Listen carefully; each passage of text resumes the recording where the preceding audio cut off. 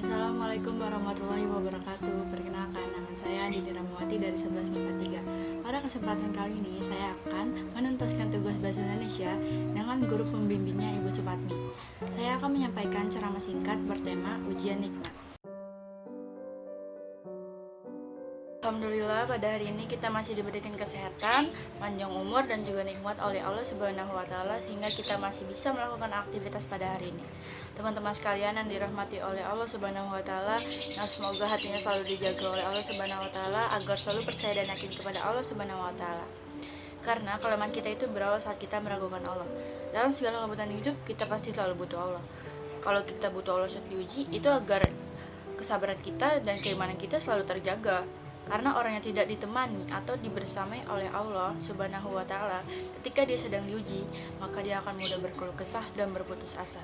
Kebersamaan Allah kepada kita saat diuji adalah Allah menghibur hati kita, menenangkan hati kita, dan menghidupkan hati kita dengan nikmat iman. Dengan kita mengingat Allah, maka hati menjadi tenang ketika Allah membersamai seorang hamba saat dia dalam keadaan diuji. Dan Allah juga membersamai seorang hamba ketika ia diberi nikmat. Karena tampak itu, seseorang akan jatuh pada dosa-dosa karena dia mendapatkan banyak kenikmatan hidup. Kalau Allah tidak menjaga dia saat dia diberi nikmat, maka nikmat itu akan menjerumuskan dia ke dalam dosa. Justru nikmat itulah yang menjadi penghalang bagi dia untuk mengingat Allah, karena dia saking sibuknya menikmati hidupnya, akhirnya dia terhalang dari mengingat Allah tepat waktu. Saking sibuknya menikmati hidupnya, sampai dia terhalang untuk bangun tengah malam karena dia tidurnya terlalu larut. Kenapa tidurnya larut? Karena terlalu banyak arus yang harus dia lakukan, yang harus dia nikmati sebelum tidurnya.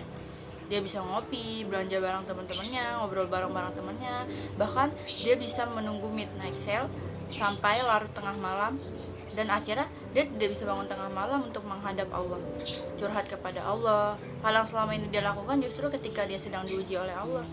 Ketika diuji oleh Allah, mudah bagi dia bangkit tengah malam, curhat, sujud panjang, menangis dalam doa.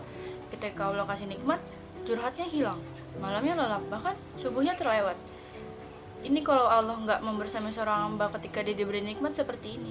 Kalau dalam keadaan seperti ini terus menerus dan dalam jangka waktu yang lama, maka dia akan masuk ke dalam orang-orang yang istidraj. Apa itu istidraj?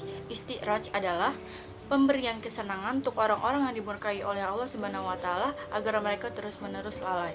Nauzubillah. Demikian ceramah singkat yang bisa saya sampaikan. Semoga bermanfaat bagi kita semua. Saya mohon maaf apabila ada kesalahan dan kekurangan. Wassalamualaikum warahmatullahi wabarakatuh.